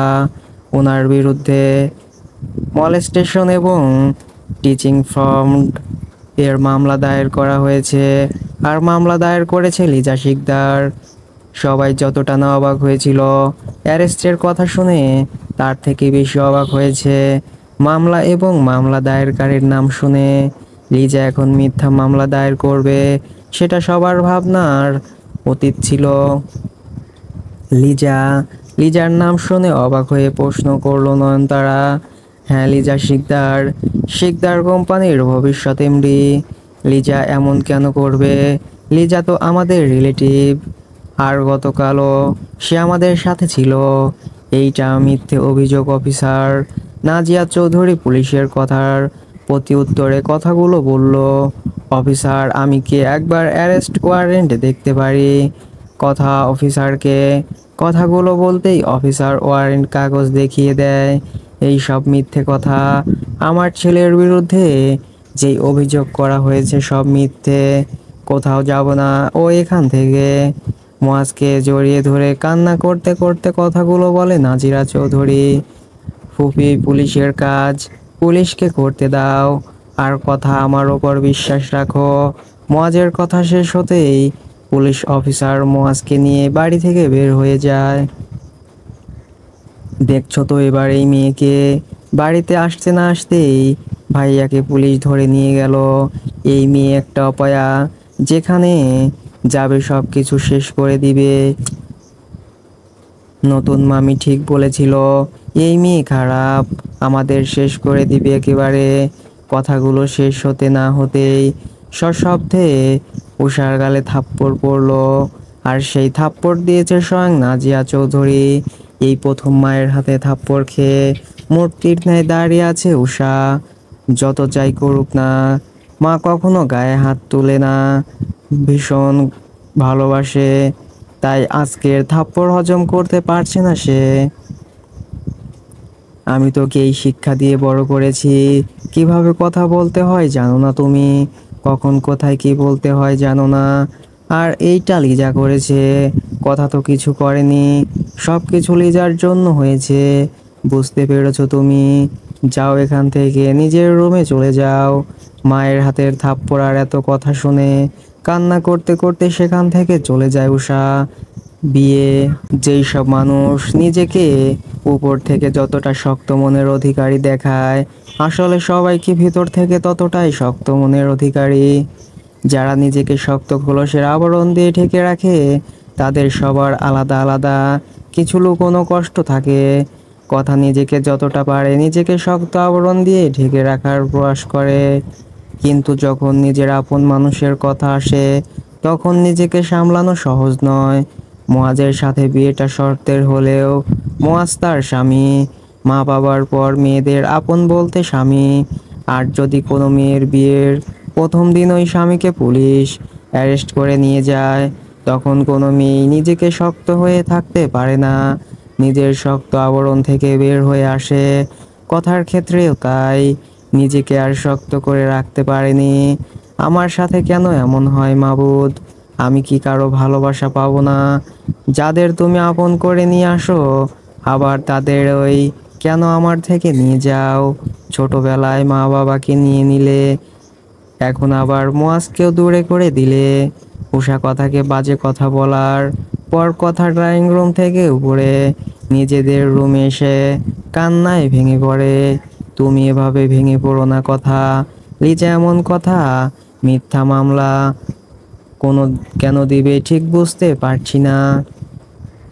মুয়াজের উকিলের সাথে কথা বলেছে তোমার ভাইয়া, তুমি চিন্তা করো না। নয়নতারার কথা শুনে নয়নতারাকে জড়িয়ে ধরে কান্নার জোর বাড়িয়ে দিল। আমার সাথে কেন এমন হতে হলো ভাবিমণি? উষা তো কোনো মিথ্যা কথা বলেনি, আমি সত্যি অপায়া অলক্ষী। এই সব কথা বলো না কথা, তুমি তো স্ট্রং। তুমি ভেঙে গেলে মুয়াজ নিজেও নিজের মনোবল হারিয়ে ফেলবে। লিজা যে মিথ্যা অভিযোগ করেছে, তার মধ্যে কোনো ভুল নেই।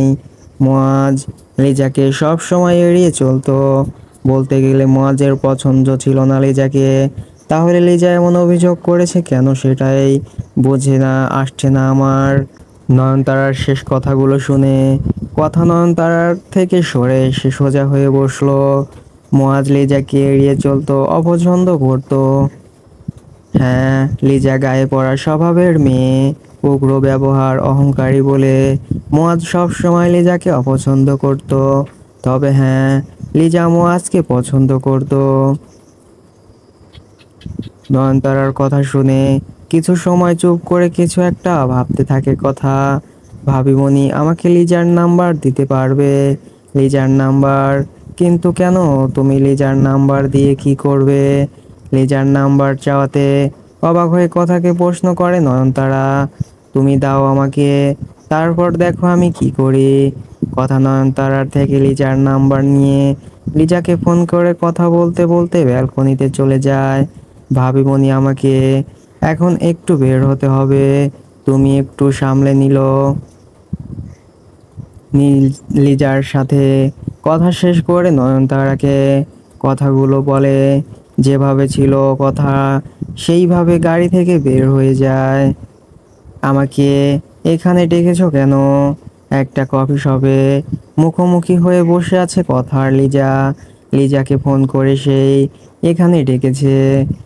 তোমার সাথে আমার কিছু কথা ছিল লিজা। আমার সাথে তোমার কিসের কথা থাকতে পারে? তোমার মতো মেয়ের সাথে আমার কথা বলতেও রুচিতে বাধে। একটা লো ক্লাসের মেয়ের কেন যে তখন আসতে রাজি হয়ে গেলাম। লিজার কথা শুনে একটু হাসলো কথা। নয়নতারা যে কোনো মিথ্যা কথা বলেনি সেটা প্রমাণ হয়ে গেছে। অহংকার, দাম্ভিক অনেক। মুয়াজকে ভালোবাসো? হ্যাঁ, নিজের থেকেও বেশি ভালোবাসি আমি মুয়াজকে। কিন্তু তুমি আমার থেকে মুয়াজকে কেড়ে নিয়েছো। ভালোবাসো বলেই কি মিথ্যে অভিযোগ দায়ের করেছো তুমি? এইটাই বুঝি তোমার ভালোবাসা? হে ইউ লিসেন, আমাকে তুমি ভালোবাসা শেখাতে আসবে না। আমি যদি মুয়াজকে না পাই তাহলে আমি অন্য কাউকে মুয়াজের আশেপাশে আসতে দিব না। লিজার কথা শুনে আর একটু হেসে উঠলো কথা। লিজা যে রেগে গিয়েছে সেটা নিশ্চিত। আর একটু রাগিয়ে দিতেই কিছু গা জ্বালা কথা বলে লিজাকে।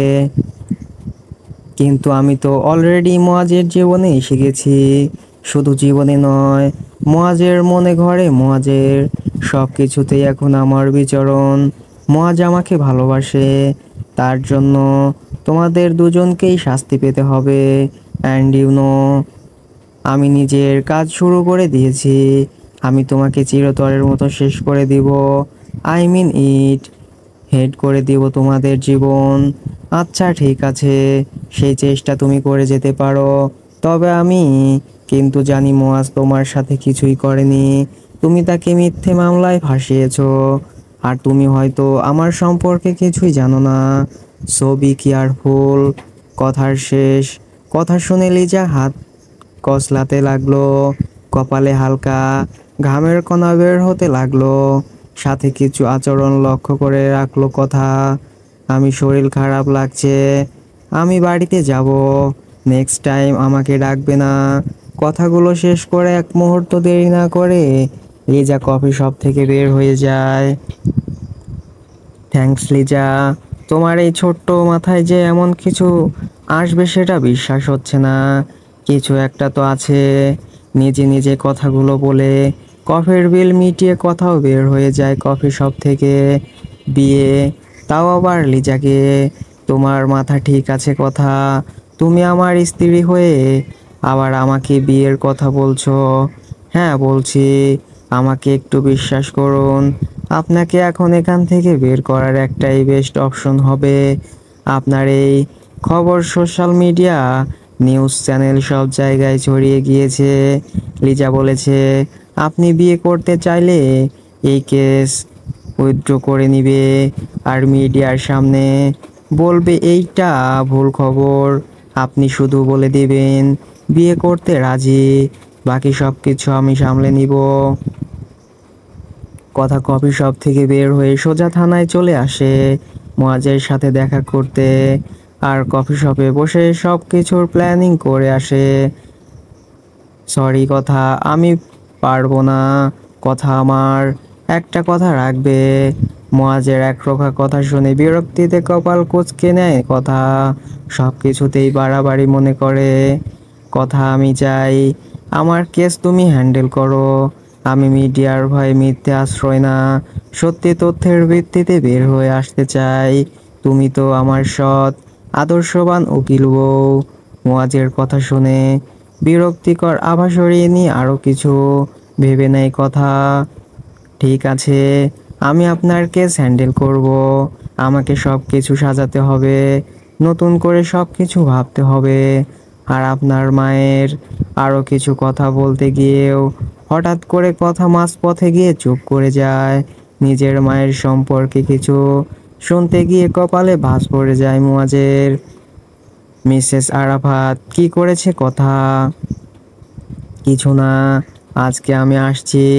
মুয়াজকে আর কিছু বলতে না দিয়ে দ্রুত কদমে থাকা থানা থেকে বের হয়ে আসে কথা।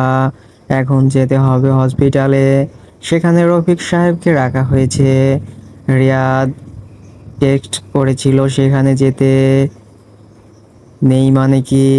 মুয়াজকে অ্যারেস্ট করা হয়েছে আজকে 1 সপ্তাহ হয়ে গেছে।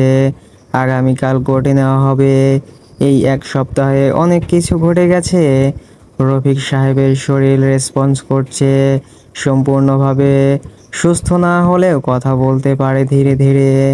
ওই দিন রাতে কি হয়েছে, কি হয়েছিল আর কি ওনাকে ইনজেকশন পুশ করেছিল, সেই সব কিছু জানতে পেরেছে। এইদিকে লিজার বিরুদ্ধে কিছু প্রমাণ কালেক্ট করা হয়েছে। যদি এতে সব কিছু প্রমাণ হবে না, তবে মুয়াজকে বিল পেতে সাহায্য করবে। কথা এতটা রিস্ক নেওয়া কি ঠিক হবে? এমনিতেই ওনার লাইফ রিস্ক আছে। রিয়াদ একদম ঠিক কথা বলেছে। কথা এইটা বেশি রিস্ক হয়ে যাচ্ছে। রিয়াদের কথার পরিপ্রেক্ষিতে রিয়াদের বাবা নিশাত সাহেব একই কথা বললেন কথাকে। কথাও মনোযোগ সহকারে কথাগুলো শুনলো।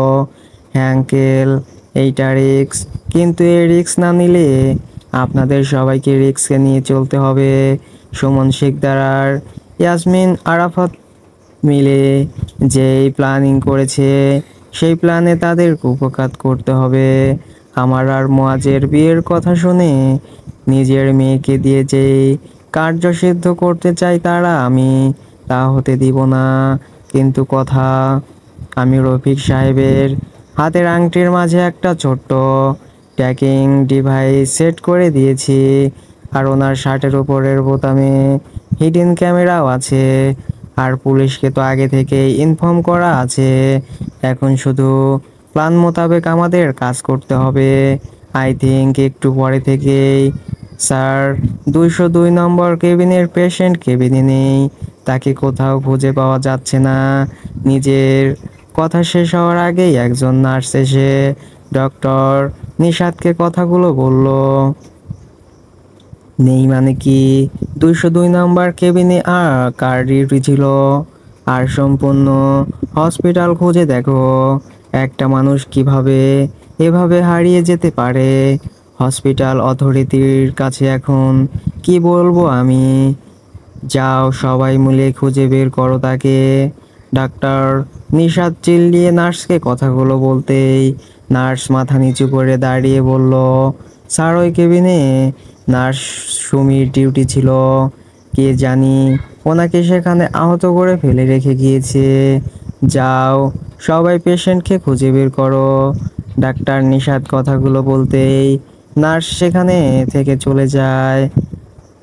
আঙ্কেল, কাজ শুরু হয়ে গিয়েছে, এখন আমাদের কাজে লেগে যেতে হবে, নয়তো দেরি হয়ে যাবে। নিশাত সাহেবকে কথাগুলো বলতেই উনি মাথা নেড়ে সম্মতি দিতেই কথা রিয়াদ, কণা এবং মিম সবাই হসপিটাল থেকে বের হয়ে আসে আর নিজ নিজ কাজে লেগে পড়ে। কিরে রফিক, কি খবর তোর? শালা কই মাছের জান তোর। যেই বিষ প্রয়োগ করেছিলাম সেই বিষ এতদিনে তুই গলে পচে মরে যেতি, কিন্তু ওই কথা আমার সব কিছু ভেস্তে দিল। কি ভেবেছিল আমার বিরুদ্ধে উঠে পড়ে লাগবে, আর আমি জানবো না? যেমন করে ওর বাপকে মেরেছি তেমন করে ওকেও মেরে ফেলবো। তার আগে তোকে মরতে হবে। তুই মরে গেলে আর কোনো প্রমাণ থাকবে না আমাদের বিরুদ্ধে। আমার মেয়েকে কাঁদিয়েছে, তার শোধ আমি নিবই। তিলে তিলে গড়ে তোলা আমার তাসের ঘর ওই পুচকে মেয়ে নিমিষেই ভেঙে দিবে, আর আমি সেটা দেখব। রফিক সাহেবের চারপাশে গোল চক্রাকারে ঘুরতে ঘুরতে কথাগুলো বলল সুমন শিকদার। তার থেকে একটু দূরে ইয়াসমিন আরাফাত দাঁড়িয়ে আছেন। শহর থেকে বেশ কিছুটা দূরে একটা পরিত্যক্ত গ্যারেজে নিয়ে আসা হয়েছে রফিক সাহেবকে। একদিন সব সত্যি সবার সামনে আসবে সুমন শিকদার। আমাকে মেরে ফেললেও যে মেয়ে তোমার পেছনে আদা জল খেয়ে লেগেছে, সে আমার মৃত্যুর পর আরো মরিয়া হয়ে উঠবে তোমাকে ধ্বংস করতে। তোমার মিথ্যের পাহাড় ভেঙে কুড়িয়ে দিবে। তার আগেই কথা শেষ হয়ে যাবে, আর কথা শেষ হওয়ার আগে তোকে শেষ করি ইয়াসমিন। সুমন শিকদার রফিক সাহেবকে কথাগুলো মিসেস আরাফাতকে ডেকে উঠতে তিনি নিজ সাইড ব্যাগ থেকে একটা গান বের করে এগিয়ে আসে সুমন শিকদারের কাছে। অনেক বেঁচে থেকেছো রফিক, এবার তোমার মরার পালা। Don't move mister Sikdar. যদি নিজ জায়গা থেকে এক চুল নড়ার চেষ্টা করেছেন, তো আমি আপনার পান্তন এবং ক্রাইম পার্টনারদেরকে শ্যুট করে দিব। আর হ্যাঁ, পুলিশ কিন্তু আছে, সো বি কেয়ারফুল। রফিক সাহেবের দিকে তাক করে রাখা ট্রিগারের চাপ দেওয়ার আগেই সেখানে কথাসহ পুলিশ উক্ত স্থানে এসে উপস্থিত হয় এবং সুমন শিকদার সহ ইয়াসমিন আরাফাতকে হাতে নাতে ধরে ফেলে তারা। কি মিস্টার শিকদার, কি ভেবেছিলেন আপনি একের পর এক ক্রাইম করে যাবেন আর কেউ কিছু বুঝতে পারবে না, আপনাকে কেউ শাস্তি দিতে পারবে না? আমার বাবাকে মেরে আবার আমার মাকে মৃত্যুর দিকে ঠেলে দিয়েছেন আপনি। শুধু আমার বাবা মাকে না, মুয়াজের মাকে মেরে ফেলেছেন আপনি। আর সুন্দর করে সেটা হার্ট অ্যাটাক বলে চালিয়ে দিয়েছেন। তাকে মারার কি কারণ ছিল মিস্টার শিকদার? তুমি এত কিছু জানলে কি করে? তোমাকে এই সব কথা কে বলেছে? কথার মুখে নিজের কুকর্মের কথা শুনে অবাকার কিছুটা বিচলিত হয়ে প্রশ্ন করেন তিনি। সুমন শিকদারের কথা শুনে হেও হাসলো কথা। আমি কি করে জানি সেটা বড় কথা নয় মিস্টার শিকদার। বড় কথা হচ্ছে আমি যেই কথাগুলো বলেছি তার মাঝে চুল পরিমাণ মিথ্যে নেই একটা। হ্যাঁ, আমি মেরেছি মুয়াজের মাকে। আমার সব কুকর্মের কথা সে জেনে গিয়েছিল, ভয় দেখাচ্ছিল আমাকে। আর তোর বাপের কাছে আমার বিরুদ্ধে প্রমাণ দিয়েছিল, তাই মুয়াজের মাকে বালিশ চাপা দিয়ে আমি তাকে মেরে ফেলেছি, আর তোর বাপকে গাড়ি চাপা দিয়ে। কিন্তু ইয়ামিনদের এত এত সম্পত্তি দেখে আমি নিজেকে সামলাতে পারিনি, তাই তো নিজের ভালোবাসার মানুষকে দিয়ে ইয়ামিনদের বিয়ে দিয়ে দেয় মিথ্যে কথা বলে। বলি যে মুয়াজদের জন্য বিয়ে করতে, এত করে সে মা পাবে। আর বোকা ইয়ামিদও আমার কথা মেনে নিয়ে আমার পান্তংকে বিয়ে করে। তারপর সব কিছু ঠিক ছিল, কিন্তু জানি না হঠাৎ করে সব সম্পত্তি মুয়াজের নামে করে দিল ইয়ামিদ। তারপর থেকে আবার নতুন করে সব কিছু পরিকল্পনা করতে থাকি। সব কিছু ঠিক ছিল, কিন্তু কোথা থেকে মুয়াজ তোকে বিয়ে করে নিয়ে আসলো আর আমার সব কিছু ভেস্তে দিতে চাইছিল। তাই তো আবার মিথ্যে মামলা দিয়ে ভাসিয়ে দিয়েছি। রাগার ক্ষোভ থেকে সব সত্যি কথা বলে দেয় সুমন শিকদার। যদিও কথা সব সত্যি জানতো না, কিন্তু কিছুটা সন্দেহ ছিল, আর সেই সন্দেহ থেকেই সত্যি কথা বের হয়ে আসলো। আপনি কি সত্যি কোনো বাবা নিজের স্বার্থ হাসিল করার জন্য নিজের মেয়েকেও ব্যবহার করতে দুইবার ভাবলেন না? এইবার নিজে থেকে প্রস্তুত হয়ে যান সারা জীবন অন্ধকার জেলে পচে মরার জন্য। কথা বলা শেষ হতেই পুলিশ অফিসার সুমন শিকদার আর ইয়াসমিন আরাফাতকে সেখান থেকে ধরে নিয়ে চলে যায়। আর কথা সহ বাকি সবাই সেখান থেকে বিজয়ের হাসি হেসে প্রস্থান নেয়। এখন উদ্দেশ্য থানায় যাওয়া এবং সকল প্রমাণ পেশ করে মুয়াজকে মুক্তি করা। ধন্যবাদ মুয়াজ সাহেব। কেন? আপনি যদি এত সাহায্য না করতেন তাহলে আমি এত তাড়াতাড়ি সত্যিটা জানতে পারতাম না। ধন্যবাদ আপনাকে। রাত 10টা বাজে। মুয়াজের সাথে ব্যালকনিতে পাশাপাশি দাঁড়িয়ে আছে দুজন। আমার অন্ধকার জীবনে তুমি এক ফালি রোদ, আমার মুক্ত আকাশে তুমি সাতরঙা প্রজাপতির মেঘফুল। আমার এই ছোট্ট জীবনে অবশেষে তোমায় হলো পাওয়া। সো ফ্রেন্ডস, গল্পটি কেমন লাগলো অবশ্যই কমেন্ট করে জানিয়ে দিন।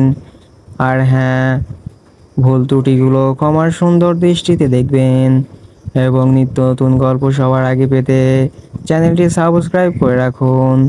ধন্যবাদ সবাইকে।